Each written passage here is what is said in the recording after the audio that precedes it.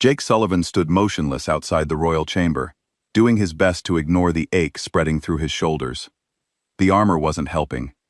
The Kethal-designed combat suit had been modified for human proportions, but modified clearly meant someone had looked at a human anatomy chart for 3 seconds and declared the problem solved.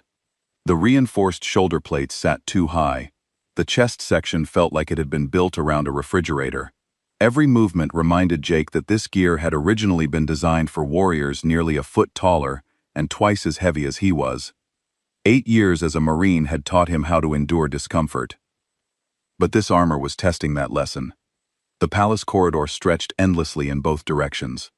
Walls of polished violet stone reflected the glow of floating light spheres that drifted near the ceiling like miniature moons. The air carried the faint scent of exotic flowers and expensive incense. Everything about the palace screamed wealth, power, and excess. Even the hallway was oversized. The Kethal Empire built everything on a grand scale because its people averaged 7 feet in height and seemed physically incapable of doing anything modestly.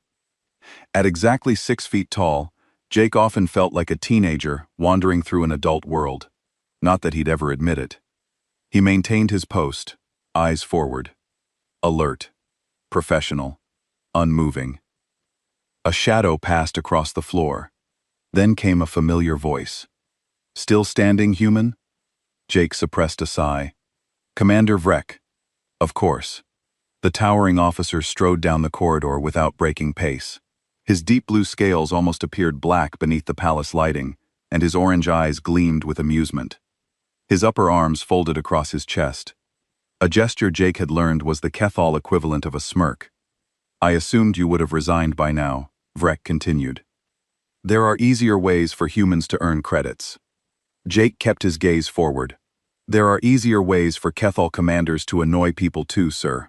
The commander's steps slowed. Jake could practically feel the alien staring at him. Then came a low, rumbling laugh. "You humans are strange. That's what everyone keeps telling me." Vrek stopped beside him and looked toward the massive doors of the royal chamber. "You've been here 6 months. His tone shifted slightly. Less mocking, more curious. "Most off-world guards request reassignment after a few weeks. Yet you remain." Jake finally glanced toward him. "Maybe I'm stubborn."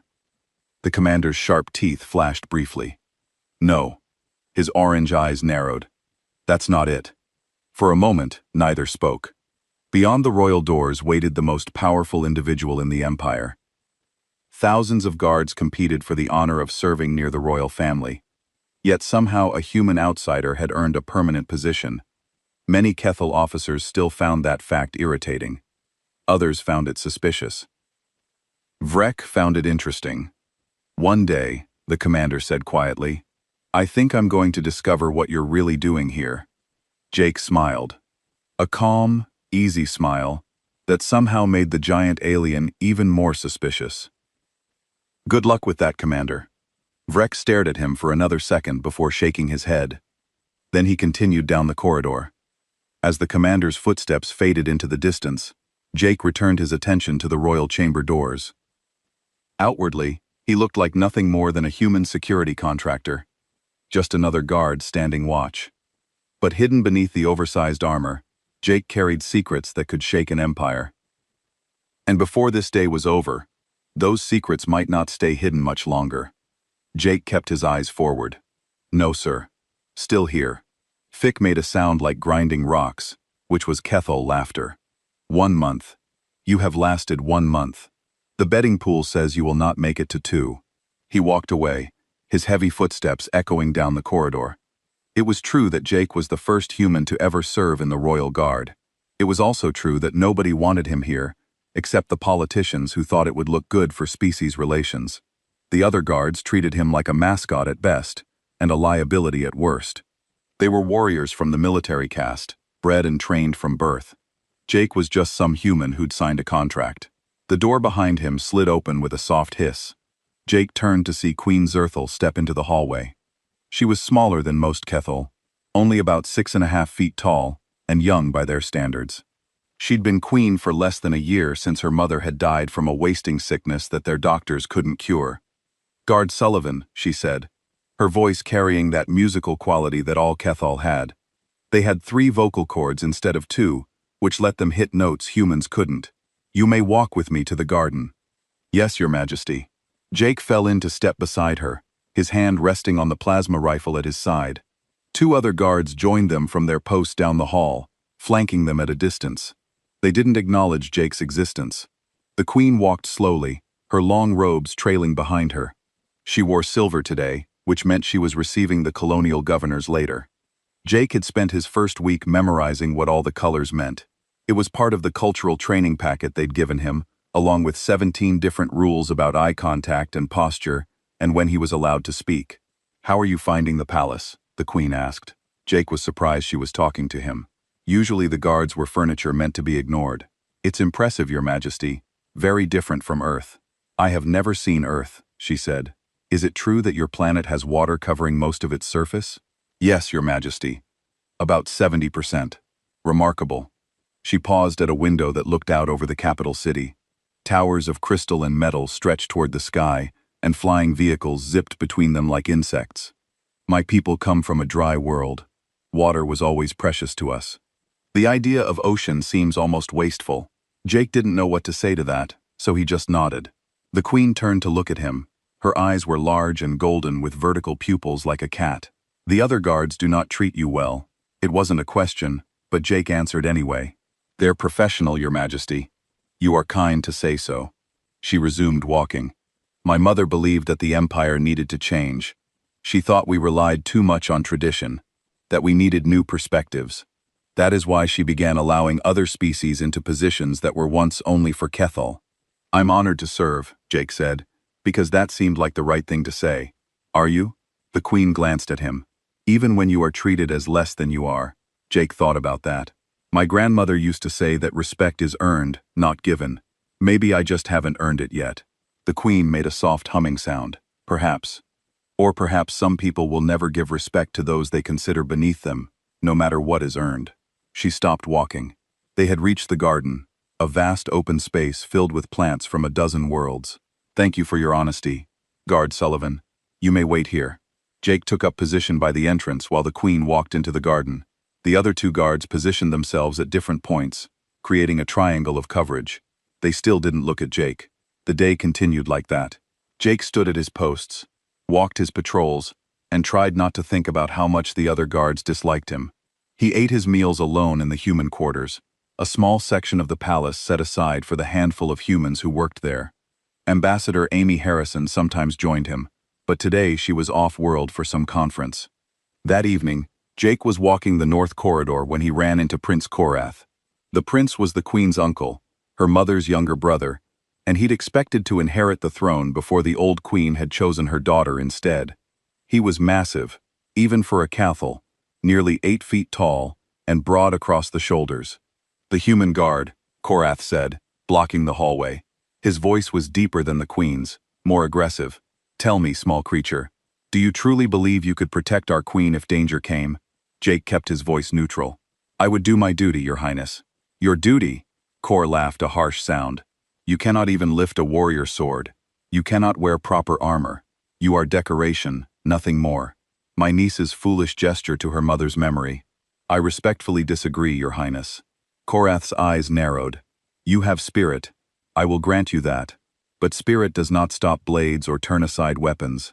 When the time comes, you will break like all soft things break." He pushed past Jake, his shoulder knocking Jake back a step. Jake watched him go, a cold feeling in his gut. That hadn't felt like casual contempt. That had felt like a threat. 3 days later, Commander Rek called a meeting of all the guards. They gathered in the training hall, a huge room with weapons lining the walls and combat circles marked on the floor. Jake stood at the back as usual. "We are deploying to the Summer Palace," Rick announced. "The Queen will host a diplomatic summit there in 1 week. All colonial governors will attend, as well as representatives from the other species in the Empire. Security will be at maximum level." A guard near the front raised one of his 4 hands. "What is the threat assessment?" "Standard for a large gathering," Rex said. "However, there has been unrest in the outer colonies. Some governors have been slow to send their tribute. We must be prepared for anything." After the meeting, Jake tried to approach Rek with a question about the deployment schedule, but the commander waved him off. You will be assigned to interior posts, human. We cannot risk having you in any critical position. Sir, I'm qualified for what? You are qualified for what I say you are qualified for. Bree's voice was hard. You will guard hallways and stand at doors. The real work will be done by real warriors. Jake bit back his response and nodded. There was no point arguing. The flight to the Summer Palace took 6 hours on the royal transport. Jake spent most of it looking out the window at the landscape below. The moon of Kethal Prime was terraformed centuries ago, covered in forests and lakes that looked almost Earth-like from above. The Summer Palace sat on an island in the middle of a vast inland sea, all white stone and golden spires. When they landed, Jake was immediately assigned to the most boring post possible, standing outside the Queen's personal chambers on the residence level. It was quiet up there, away from all the activity of the main palace, just him and his thoughts. The summit began 2 days later.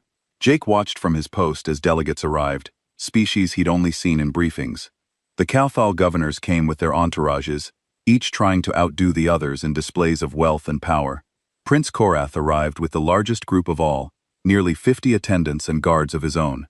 Something about it bothered Jake, but he couldn't put his finger on what. He mentioned it to Amy Harrison when she passed by his post.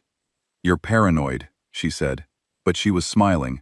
That's why you're good at this job. Just a feeling, Jake said. Trust your instincts. Amy's smile faded a bit, but don't do anything rash. The political situation here is delicate. The Queen is still consolidating power, and Prince Korath has a lot of support among the traditionalists. Understood. That night, Jake couldn't sleep. He lay in his quarters, staring at the ceiling, thinking about the prince's words in the hallway. When the time comes, you will break like all soft things break. Had that been a general insult or something more specific?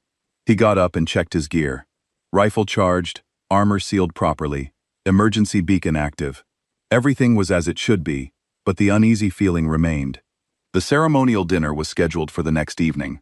All the delegates would be there dressed in their finest. It was meant to be a show of unity, the Queen presiding over her empire like her mother had done. Jake was assigned to stand guard in the corridor outside the Great Hall. He could hear music and voices from inside, the sound of hundreds of beings gathered for a feast. The commander Vrek and his best warriors were. The Great Hall was chaos. Jake fought his way through the smoke and debris, his rifle barking as he moved. Dead and wounded lay everywhere, delegates and guards alike. The attackers wore no insignia, but they moved like professional soldiers. This had been planned. Commander Rex's voice crackled over the comm, and Jake's helmet. All guards fall back to secondary position. Protect the Queen. Move now. Jake saw Rek ahead, his forearms working 2 weapons at once as he laid down covering fire. A group of guards had formed a protective circle around Queen Zerthiel, who looked shaken but unhurt. Her silver robes were torn and stained with ash.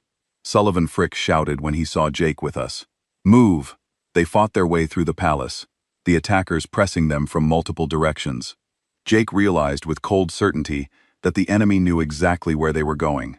Every turn they took, every corridor they tried, there were more black-armored soldiers waiting. The bunker, Rex said over the comm. We make for the secure bunker below the palace. Once we are sealed inside, we can call for reinforcements. The bunker was 3 levels down, accessed through a hidden entrance in the royal wing. Jake had studied the palace layout during his training, but he'd never actually been inside the bunker. It was supposed to be impregnable, able to withstand anything short of orbital bombardment. They reached the entrance, a section of wall that looked like every other section of wall, until Rek pressed his hand to it. The stone slid aside, revealing a stairway leading down into darkness. Emergency lights flickered on automatically. Go, Breck ordered. 6 guards went first, weapons ready. Then the Queen, supported by 2 more guards. Then Rek and the remaining warriors with Jake bringing up the rear. The stairway was narrow and steep, designed to be defensible. Jake kept his rifle pointed back the way they'd come, expecting attackers to pour through the entrance at any moment, but none came. The entrance sealed behind them with a heavy thunk. They descended in near silence, just the sound of footsteps and heavy breathing. The Queen hadn't said a word since the attack began. Jake caught glimpses of her face in the emergency lighting. She looked scared, which made sense. Someone had just tried to kill her in her own palace. The bunker itself was bigger than Jake expected. It was a series of connected rooms, carved out of solid rock with reinforced walls, and a single entrance that was protected by a blast door thick enough to stop a tank. The main room had communications equipment, weapons racks, and supplies for a prolonged siege. "Secure the entrance," Rick commanded. 4 guards took up positions by the blast door, while the others spread out through the bunker, checking the other rooms. The Queen sank into a chair, her hands shaking. Jake stayed near the door, his rifle ready. Something felt wrong. The attack had been too coordinated, too precise, and why had the attackers let them reach the bunker so easily? Falk was at the communications console, his multiple hands working the controls, sending distress signals now. "The nearest military base is 4 hours away. We need to hold until they arrive." One of the guards approached Rek and spoke in the Cathal language. Too fast and quiet for Jake to follow with his limited knowledge. Frek's expression changed, his orange eyes widening slightly. "Are you certain?" Rek asked in the same language. The guard nodded and handed Rek a small device. Frick stared at it for a long moment, then looked around the bunker at his warriors. Some of them were watching him, Jake noticed, waiting for something. The commander's posture changed. He straightened, his forearms relaxing. "Guards," he said, "prepare to move out." Jake blinked. "Sir, move out where?" Frake didn't look at him. "There is a secondary exit. We cannot remain here." "But you just said the bunker was secure," Jake protested. "You said we'd wait for reinforcements." "Plans have changed, human." Rex's voice was flat, emotionless. "We are leaving now." The Queen stood up, confused. "Commander, I do not understand. Is there a threat to the bunker? Your Majesty, please trust me. We must go." Bray gestured to his guards. They moved toward a door at the back of the main room, one Jake hadn't noticed before. "Where does that lead?" Jake asked. "To the old mining tunnels beneath the palace. They connect to the surface 3 kilometers from here. We can escape through them." Breck walked toward the door, and his guards followed. Jake's instincts screamed at him. "And what about the people attacking the palace? Won't they be watching those tunnels too?" Frick paused. For a moment, Jake thought he saw something in the commander's eyes. Regret, maybe. Or pity. "That is not your concern, human. Sir, with respect, our job is to protect the Queen. Running away seems your job is to follow orders." Rex's voice was hard now. "Or do humans not understand duty?" The other guards were already at the tunnel entrance. One of them had opened the door, revealing darkness beyond. They filed through quickly, professionally, like they'd practiced this. Jake looked at Queen Zerthal. She was watching Rek with growing alarm. "Commander, why are your guards leaving without me?" Vic didn't answer. He just turned and walked toward the tunnel door. "Commander." The Queen's voice was sharp now, commanding. "I order you to answer me." Vree stopped at the threshold. He turned back, and Jake saw it clearly now in his face. "Shame. I am sorry, Your Majesty. Truly. But some battles cannot be won. Some causes are already lost." "What are you saying?" The Queen took a step forward. "You are my royal guard. You swore oaths to protect me." "Oaths are words," Rex said quietly. "Words do not stop plasma rounds. They do not feed families, or protect them from reprisal. Prince Koreth offered us a choice. Stand with you and die, or stand aside and live. We chose life." The Queen's face went pale, her skin shifting to a lighter shade of blue.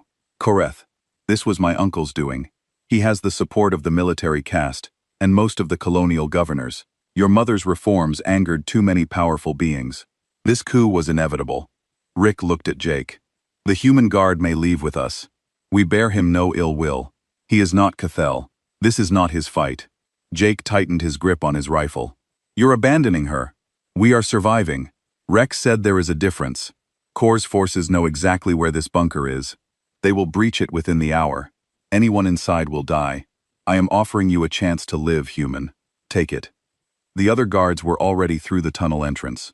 Vrey took one last look at the Queen, something like regret crossing his face. Then he spoke in English, his accent thick but understandable. "Your honor will be your death, human. This was always the plan." He stepped through the doorway and sealed it behind him.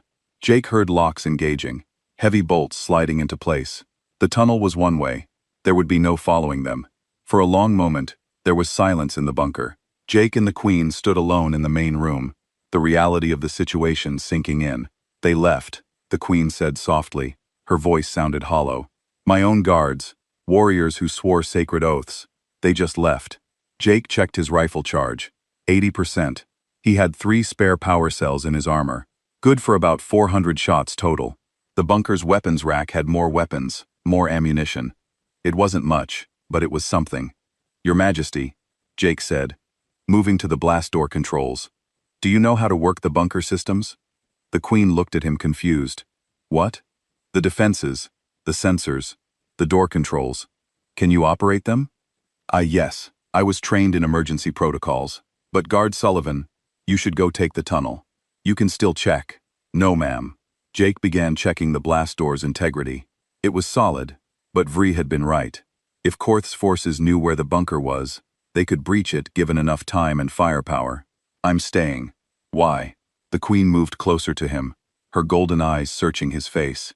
You owe me nothing. Commander Vrek was correct. This is not your fight. You are human. You can walk away from this and no one would blame you. Jake thought about that. She was right in a way. He'd known the Queen for all of 4 weeks. He'd signed a contract for a security job, not a suicide mission. He could try to find another way out, maybe surrender to Korath's forces, and claim he was just following orders. But then he thought about his grandmother who'd raised him after his parents died. She'd been a tough woman, a veteran herself. And she taught him that character was what you did when no one was watching. When there was no reward, no recognition, no guarantee of success. Character was doing the right thing, because it was right, not because it was easy.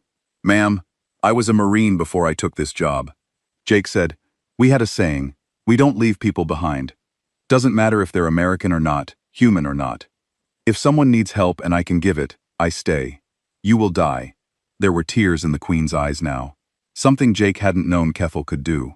We will both die. My uncle will kill us. Maybe.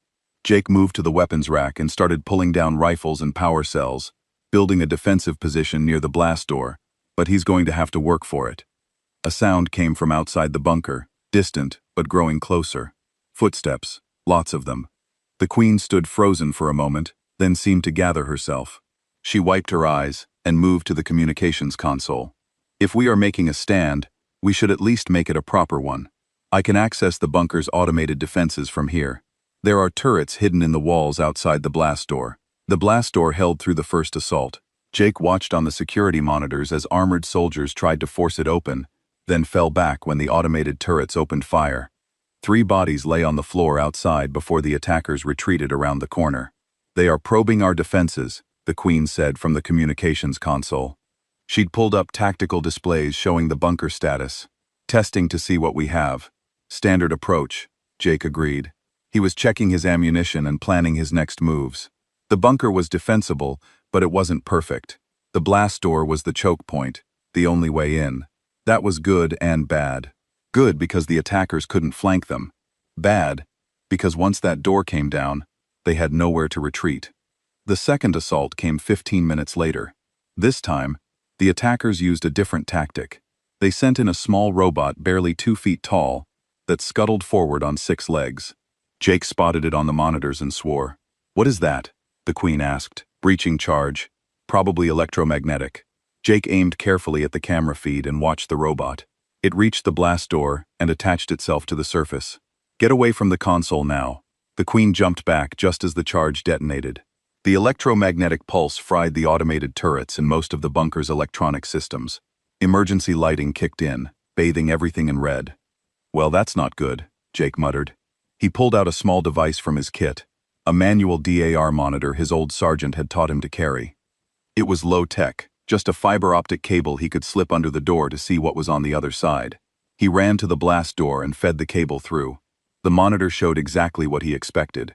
Soldiers setting up heavy equipment, preparing to cut through the door. They had time, but not much. Your Majesty, I need you to tell me everything this bunker has. Every weapon, every defensive system, every piece of equipment that might help us. The Queen moved through the bunker rooms quickly, taking inventory.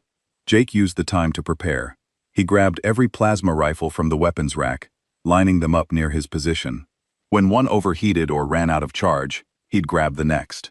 He found grenades, flashbangs, even some old projectile weapons that used physical ammunition instead of energy. There are emergency rations for 30 days, the Queen called from the storage room. Supplies, Water recycling systems. She emerged with her arms full of equipment. And these? I am not sure what they are. Jake looked at what she was carrying. Proximity mines. Excellent. He took them and started placing them in strategic locations around the bunker's entrance. If the attackers breached the door, these would give them a nasty surprise. The Queen watched him work. You have done this before. Fought against overwhelming numbers. Different circumstances. But yeah. Jake armed another mine and positioned it carefully. Did 3 tours in hostile territory back on Earth. You learn to work with what you have. I have never been in combat. The Queen's voice was quiet. I was trained for diplomacy for statecraft. My mother believed the age of warrior queens was past. She might have been right. In a better world, Jake finished with the mines and moved back to his firing position. But this isn't that world. Not right now. The cutting equipment outside started up. Jake could see the bright glow through the monitor as industrial lasers began slicing through the blast door. The metal was thick, reinforced with compounds designed to withstand tremendous force. But given enough time, anything could be cut. How long? The Queen asked. 3 hours, maybe 4. Depends on their equipment. Jake checked his rifle again. It was a nervous habit, something to do with his hands. Your Majesty, I need to know something. Is there anyone out there who might help us? Any allies? Any ships in orbit? Anything? The Queen thought for a moment. Ambassador Harrison might be able to reach the human fleet, but communications are blocked, and she may not even know what has happened yet. The bunker sent out a distress signal before the EMP, right?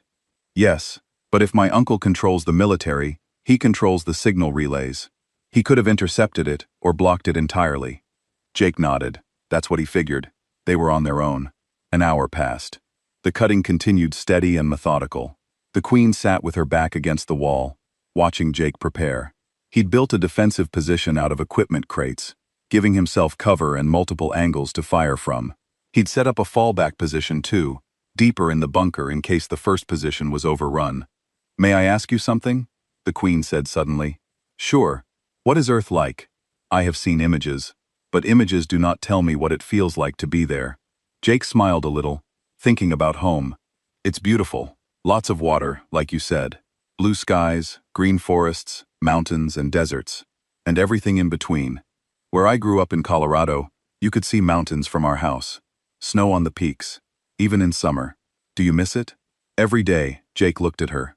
Do you miss anything from before all this? The Queen was quiet for a moment. I miss my mother. She was not always a good queen. I think she made enemies with her reforms. But she tried to make the empire better, more fair. She believed that strength should protect, not dominate. She sounds like a good person. She was. The Queen wiped at her eyes again. I wish I could have had more time with her to learn to understand how to rule as she did. I feel as though I am playing at being queen, wearing her crown without earning it. You're earning it now, Jake said, standing here when you could have surrendered. That takes guts or foolishness. Sometimes they're the same thing. Jake grinned. My grandmother used to say that bravery is just fear that said its prayers and got to work anyway. The Queen actually smiled at that. I like your grandmother. She sounds wise. She was tough as nails. Raised me by herself after my parents died in a transport accident. Never complained, never gave up. Just kept going day after day. Jake checked the monitor again. The cutting was about halfway through. She's the reason I became a Marine. She said the world needed people who would stand up when it mattered. And is that why you are standing up now for me? Jake thought about how to answer that partly, but also because it's the right thing to do. Your uncle murdered people tonight, innocent delegates who came here in peace. He betrayed his own family. Someone needs to tell him that's not okay, even if all I can do is make him work harder for his victory. The Queen stood and came to the defensive position. Teach me to shoot, ma'am. If we are making a stand, I will not simply hide behind you. Her golden eyes were determined. Show me how to use these weapons. Jake hesitated, then nodded. Okay, come here. He spent the next hour teaching Queen Zerthal the basics of marksmanship, how to hold the rifle, how to aim, how to compensate for recoil. She was a quick learner, her 4-fingered hands adapting to the weapon grips more easily than he expected. The key is smooth trigger pull, Jake explained. Don't jerk it. Squeeze gently like you're holding something delicate. The Queen practiced her grip, her stance improving with each repetition. How do you remain so calm? We are about to fight for our lives. And you are teaching me as though we have all the time in the world. Panicking doesn't help anyone. Jake adjusted her elbow position. In combat, you focus on what you can control. Your breathing, your aim, your movement. Everything else is just noise. They practiced until the Queen could hit a target across the bunker with reasonable accuracy. It wasn't much, but it was better than nothing. And Jake could see it helping her, giving her something to focus on besides fear. The cutting equipment outside suddenly stopped. Jake checked the monitor and felt his stomach drop. The door was almost through. He could see light from the other side now. A thin line around the edges of the cut. They're about to breach, he said. Get to the fallback position. No. The Queen picked up a rifle and took position beside him. I am not hiding. Not anymore. Jake wanted to argue, but there wasn't time. He could hear voices outside, orders being shouted. The attackers were preparing for their assault. Stay behind cover, he said. Don't expose yourself. Aim for center mass and keep firing until they stop moving. If I tell you to fall back, you fall back. Understood? Understood. The blast door groaned as something hit it from outside. Once, twice. On the third hit, the cut section fell inward, with a crash of metal on stone. Soldiers poured through the opening. Jake opened fire immediately, his rifle sending plasma bolts into the mass of bodies. The proximity mines detonated, throwing attackers back in clouds of smoke and debris. The Queen fired too, her shots less accurate than Jake's, but still effective at the close range.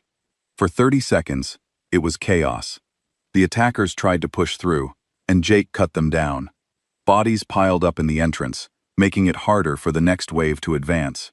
His rifle overheated, and he grabbed another, maintaining steady fire. Then the attackers fell back, dragging their wounded with them. Jake counted 8 bodies that didn't move. His hands were shaking from the adrenaline. Did we win? The Queen asked, her voice breathless. No. Jake was already reloading, replacing power cells. That was just the first wave. They'll be back. And they were. Over the next 2 hours, the attackers came at them again and again. Each assault was different. Testing their defenses from the next assault was different. Instead of rushing through the door, the attackers sent in more robots. Small ones that skittered along the walls and ceiling, equipped with cameras and weapons. Jake shot 3 of them before they could get close, but a 4th got past him and opened fire. The plasma bolt hit his shoulder, spinning him around. Pain exploded through his body, and he dropped his rifle. The Queen screamed and fired at the robot, her shots going wide. Jake forced himself to move, grabbing a pistol from his belt with his good hand and putting 2 rounds through the robot's center mass. It sparked and died. Sullivan, the Queen, was at his side, her hands hovering over his shoulder, not sure what to do. I'm okay, Jake lied. The pain was intense, but the shot had hit his armor's shoulder plate. It was compromised now. The protective material burned through, but it had absorbed most of the blast.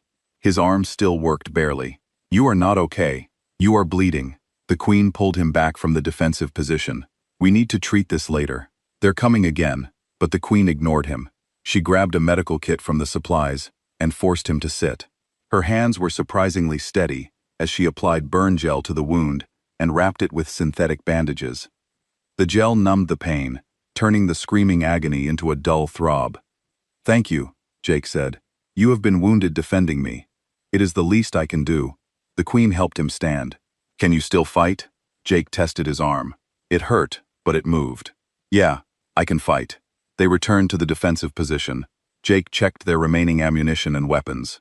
2 power cells for the rifles, 1 for the pistol, a handful of grenades. The situation was not good, Your Majesty, Jake said carefully. I need you to consider something. What is it? They're going to breach this position eventually. When they do, I want you to surrender. The Queen stared at him. What? You're the Queen. You're valuable alive. Kor might have you killed eventually, but he'll keep you alive at first. That gives people time to mount a rescue, or for the political situation to change. Jake met her eyes. Me? I'm just a human guard. I'm expendable. But you're not. No. The Queen's voice was firm. I will not surrender and leave you to die alone. Ma'am, no. You stayed with me when everyone else ran. You fought beside me when you had every reason to flee. I will not abandon you now. We stand together, or we fall together. Jake wanted to argue more, but the determination in her voice stopped him. She meant it. She was going to see this through to the end, whatever that end looked like. "All right then," he said together. Prince Kor's voice came over the calm again. "My dear niece, you have fought admirably. Longer than I expected, I will admit. Your human guard has proven more capable than I anticipated. But this ends now. I am bringing in heavy weapons. In 10 minutes, what remains of that door will be obliterated. You cannot survive that." The queen grabbed the Kamyan. "Then you will have to kill your own niece, uncle. Is that the legacy you want? The prince who murdered family to take power. History is written by victors," Korath replied. "And I have already won. Goodbye, Zarathil." The calm went silent. Jake and the queen looked at each other. 10 minutes. That was all they had left. "I want you to know something," the queen said. "In the short time we have known each other, you have shown me what true honor looks like. Not the ceremonial honor of oaths and traditions, but real honor, the kind that acts when action is needed." "I'm just doing my job," Jake said. "No, you're doing far more than that." She smiled sadly. "If we had more time, I would have liked to learn more about humans, about Earth, about what makes your people so stubborn and brave. Maybe you still will. Maybe the wall exploded. Not the blast door, the actual wall, 30 feet to the left of their defensive position." Jake barely had time to process what was happening before debris rained down on them. Something must have hit his head, because suddenly he was on the ground, his ears ringing, dust and smoke everywhere. He tried to stand, but his legs wouldn't work right. His vision swam through the smoke. He could see figures moving, lots of them. The queen was somewhere nearby. He could hear her coughing. Jake's hand found his pistol. He raised it, trying to aim at the advancing shapes. His arm felt like it weighed 1,000 pounds. He fired once, twice, missed both times. A soldier appeared through the smoke rifle, pointed at Jake's head. This was it. This was how it ended.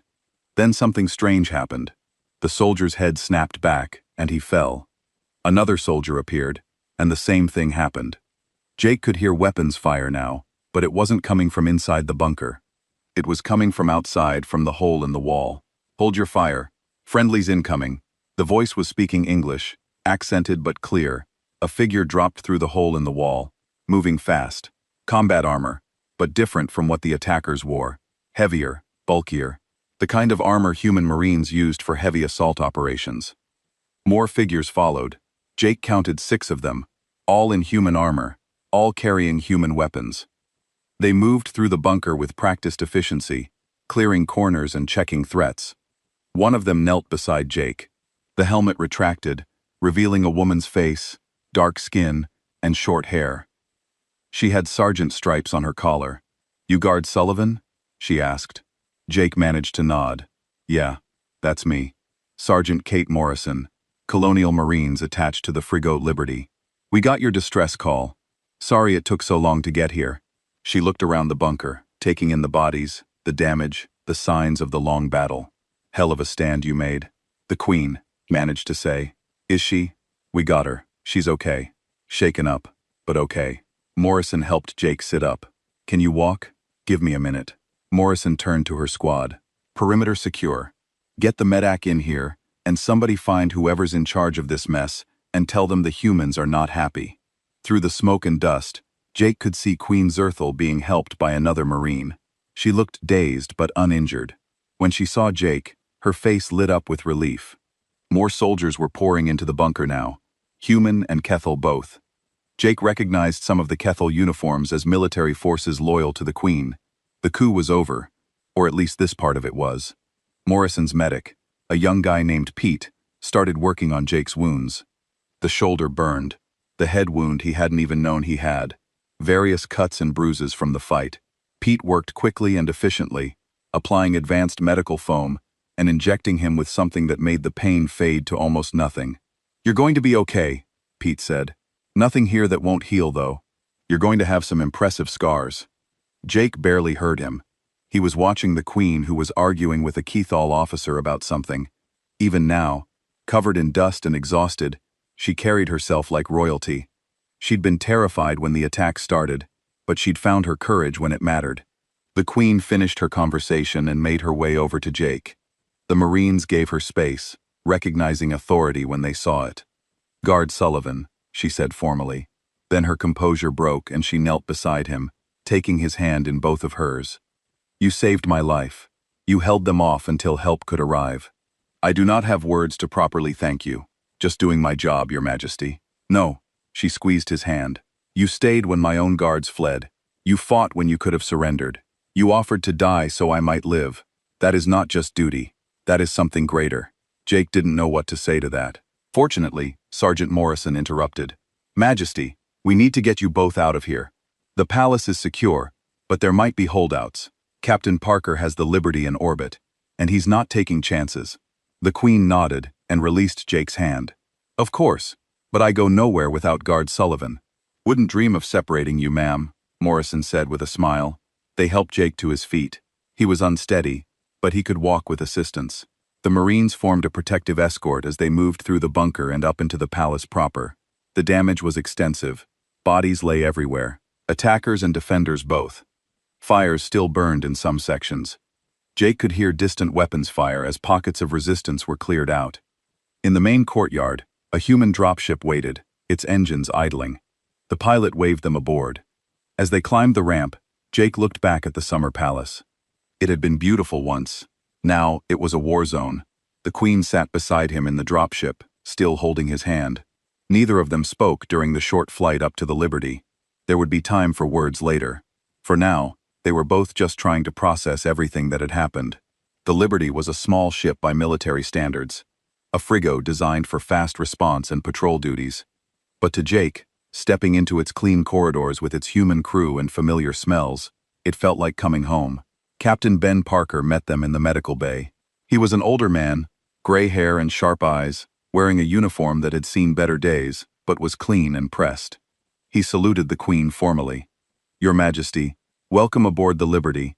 I wish the circumstances were better, as do I, Captain, but I am grateful for your timely arrival." The Queen looked tired, her earlier strength fading now that the immediate danger had passed. "How did you know to come?"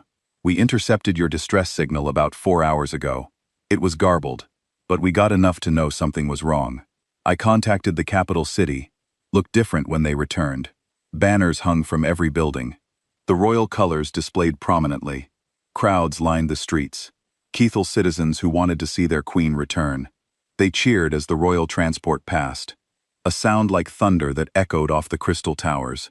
Jake stood beside the queen in the transport, wearing new armor that had been specially made for him. It was a blend of human and Kethal design, lighter than what he'd worn before, but stronger. On his chest was a symbol he didn't recognize. 4 interlocking circles. "What does this mean?" he'd asked when they presented it to him. "It is the mark of a Queen's champion," Ambassador Harrison had explained. She'd met them at the spaceport looking relieved and tired. "It hasn't been used in 300 years, but Zarathil is reviving the tradition. You're the first human to ever wear it." Now, riding through the capital with the crowds cheering, Jake felt the weight of that symbol. He wasn't just a guard anymore. He was something else, something that bridged the gap between species. The royal palace in the capital was bigger than the summer palace.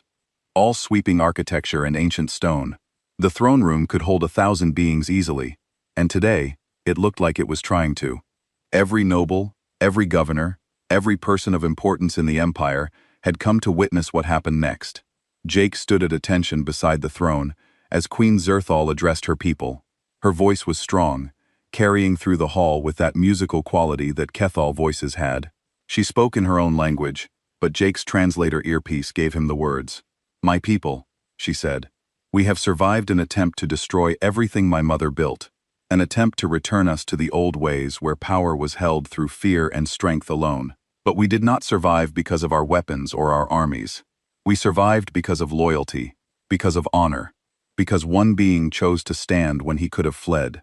She gestured to Jake and every eye in the room turned to him. He tried not to squirm under the attention. "This human, Jake Sullivan, was my guard for only 1 month. He barely knew me. He owed me nothing beyond his contract. Yet, when my own warriors abandoned me, when beings who had sworn sacred oaths chose their lives over their duty, this human stayed. He asked for nothing. He expected no reward. He simply refused to leave someone in need." The Queen stood from her throne and descended the steps.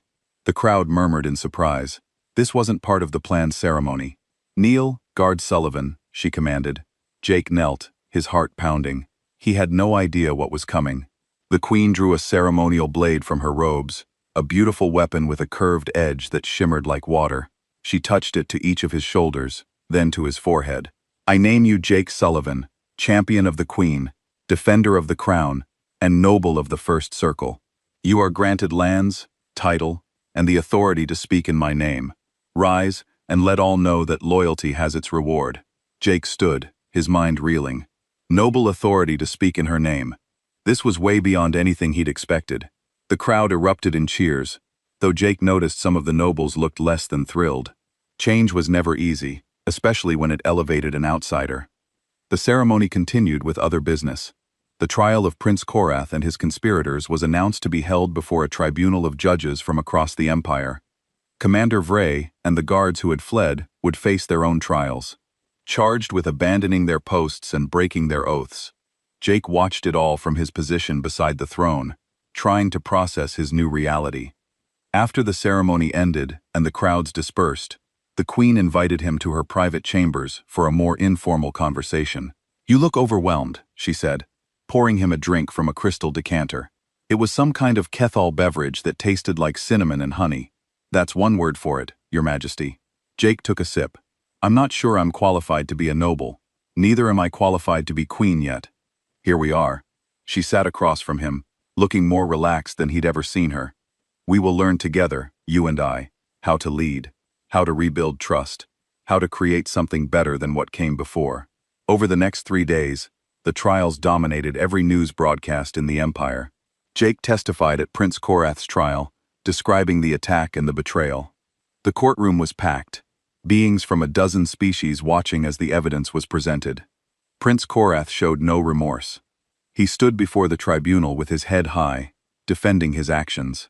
"I did what was necessary," he said. "My sister weakened the empire with her reforms. She gave power to lesser species, weakened our military traditions, showed mercy to those who deserved none. I tried to save us from her folly." "By murdering innocent delegates," the lead judge asked. "By attempting to kill your own niece." "Casualties of war," Korth said dismissively. "In the old days, succession was always violent. I simply followed tradition. The tribunal didn't take long to reach a verdict. Guilty on all counts." Korthlis was sentenced to life imprisonment on a remote colony world, his titles and properties stripped away. It was a merciful sentence, considering what he'd done. The queen could have demanded execution, but she'd chosen a different path. "Let him live with his failure," she told Jake later. "Let him watch, as the empire becomes everything he tried to prevent. That is a fitting punishment." Commander Rex's trial was different. The old warrior looked smaller, somehow diminished. When he testified, his voice was quiet. "I have no excuse," he said. "I was offered a choice between duty and survival, and I chose survival. I thought I was being practical, choosing life over a meaningless death. But I see now that some things are more important than life. Honor, loyalty, the trust placed in us by those we serve." He turned to look at Jake, who was sitting in the viewing gallery. "The human guard showed me what I should have been. He had less training, less experience, less reason to fight. Yet he stood when I ran. That shame will stay with me forever." The tribunal stripped Rek of his rank and banned him from ever serving in the military again. He was sentenced to 10 years of community service, helping to rebuild the parts of the capital that had been damaged in the coup. It was a lenient sentence considering, but the queen had argued for mercy. "He admitted his failure," she explained to Jake. "He took responsibility. That counts for something." The other guards received similar sentences. The empire was learning slowly that justice didn't have to mean destruction. Ambassador Harrison threw a small party at the human embassy a week after the trials ended. It was attended by human diplomats, Cathal nobles who supported the queen's reforms, and representatives from several other species. Jake found himself the center of attention, which was uncomfortable. "You've become famous," Harrison told him, handing him a glass of earth whiskey. "Every news service in the empire has done stories about you. The human who refused to run, the loyal guard. Some of the more dramatic ones are calling you the last defender. That's embarrassing. That's publicity." Harrison grinned. "Do you have any idea how much this has helped human-Keith relations? Before you, humans were seen as weak, too small, and fragile for serious work. Now we're being recruited for security positions across the empire. Our reputation has completely changed. A young Cathal noble approached them, bowing formally. "Excuse me, Champion Sullivan. I wanted to express my admiration for your actions. My family serves in the military, and your stand has become required study at the Officer Academy. You showed us that courage is not about size or strength, but about will." After he left, more people came to talk to Jake. All of them wanted to hear the story firsthand, wanted to shake his hand, wanted to tell him how inspired they were. It was exhausting. The Queen rescued him eventually, suggesting they take a walk in the palace gardens. They strolled along paths lined with bioluminescent flowers that glowed softly in the evening light. "How are you adjusting?" she asked. "Still feels surreal," Jake admitted. "A month ago, I was just a security contractor. Now I'm a noble, with lands I've never seen, and a title I don't understand. Would you prefer to go back to your old life?" Jake thought about that. "No, I don't think so. This matters more. What we're doing here, trying to build something better." "We," the Queen repeated, smiling. "I like that. Too many beings see the throne as something separate, something above them. But we are in this together. You and I, Ambassador Harrison, all those who believe the Empire can be more than it was." They walked in comfortable silence for a while. Then the Queen spoke again, her voice thoughtful. "I have been considering the Royal Guard, how to rebuild it into something trustworthy. And I want you to train them, the new recruits, the ones who will replace those who fled. Teach them what you know, not just tactics and weapons, but loyalty, honor, the things that made you stand when others ran." Jake stopped walking. "Your Majesty, I'm not a teacher. I'm just a soldier. You are exactly what I need." She turned to face him. "The old guard was taught that strength was everything, that the strong should dominate the weak, that loyalty was transactional, something bought and sold. I need guards who understand that real strength protects, not dominates, who see loyalty as a choice, not a transaction. Can you teach that?" Jake looked at this young queen who had faced death with courage. "2.